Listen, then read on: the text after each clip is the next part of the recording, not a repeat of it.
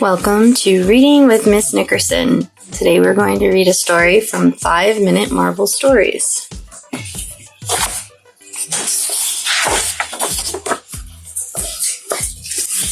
The New Spiderman in Town. Miles Morales is a student at Midtown High School in New York City. He's happy and he has a thirst for knowledge, especially science. He was a young boy, just like any other, working hard and doing the right thing. But something soon happened that changed his life for good. While in chemistry class, Miles noticed that his good friend, Peter Parker, kept sneaking out of school. Miles grew suspicious, wondering if something was wrong with Peter, if he was okay. So one day, Miles followed Peter and watched as he snuck a mask from his bag. But it wasn't just any mask that Peter was sneaking. It was Spider-Man's mask. Miles couldn't believe it. When Peter was leaving school that afternoon, Miles called to Peter. "Hey, Peter! Where are you headed?" Peter awkwardly smiled back and said, I got an assignment for the Daily Bugle.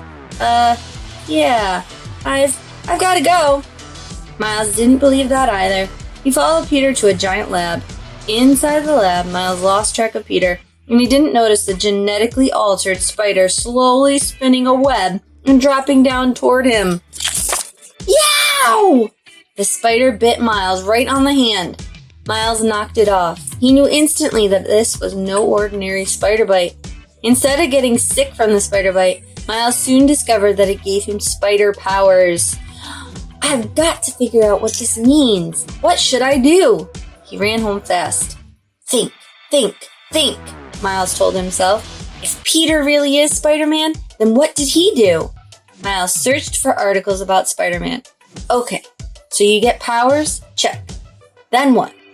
You make a costume and go stop bad guys. That seems obvious. With that, Miles created his own Spider-Man costume and leapt into the city. "I can run on walls!" Miles yelled as he scaled the side of a building. He was enjoying discovering his powers, and climbing walls wasn't the only one. Miles soon discovered he had an amazing spider sense that warned him of danger. What the heck? Miles couldn't ignore the ringing in his brain. That's when he noticed the burglars running behind him. In that instant, what started off as fun became very scary. Miles had a really big decision to make. Should he run from the danger and stay safe? Or should he use his new powers to try to stop these villains? Miles realized that if he was going to call himself Spider-Man, he was going to have to act like Spider-Man. Much to his surprise, Peter Parker, as the original Spider-Man, was already on the case. One of the criminals was getting away, but Miles was able to help. "Hold on, Helmet Head," he announced. "The only place you're racing off to is prison." Miles had powers to match Peter's and was easily able to contain the thief. It wasn't until the action was over that Miles realized just how much danger he was really in. He climbed to the top of a building and wanted to fade away, which is exactly what he did. This was a brand new power, one that Peter didn't have. He camouflaged himself into his surroundings. Peter Parker swung up to where Miles had been. "Miles, is that you?" Peter called out.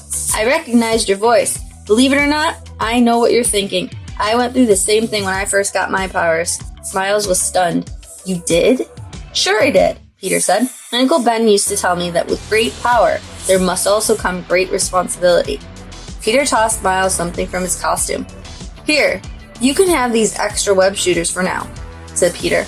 "Whoa, cool," Miles said while testing out the web shooters. Miles looked up to Peter, figuring out what he should do. "Maybe I can follow you around for a few days? You know, see how it goes?"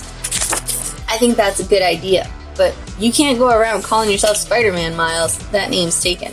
"Oh, I'm definitely Spider-Man," Miles said, smiling again. The two swung off together to patrol the friendly neighborhood. It wasn't long before Peter got them into quite a pickle, surrounded by some of the nastiest villains in New York City, and that's when Miles knew he was born for this. The battle roared while Peter kept poking fun at the rampaging villains. Miles was terrified. "How do you keep joking in the middle of a fight?" he asked Peter. "Aren't you scared?" That's when the rhino grabbed Peter by the neck. Peter couldn't let out another word, funny or otherwise. Miles turned and let loose his newest and last power, another power that Peter didn't have at all. Miles would later call it his Venom Strike, and it put Rhino down for the count.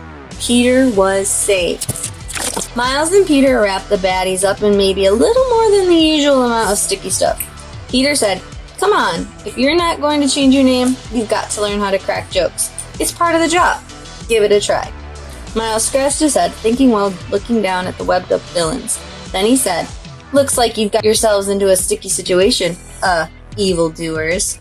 Peter sighed. "Wow, somebody call the doctor. You have no funny bone." The end.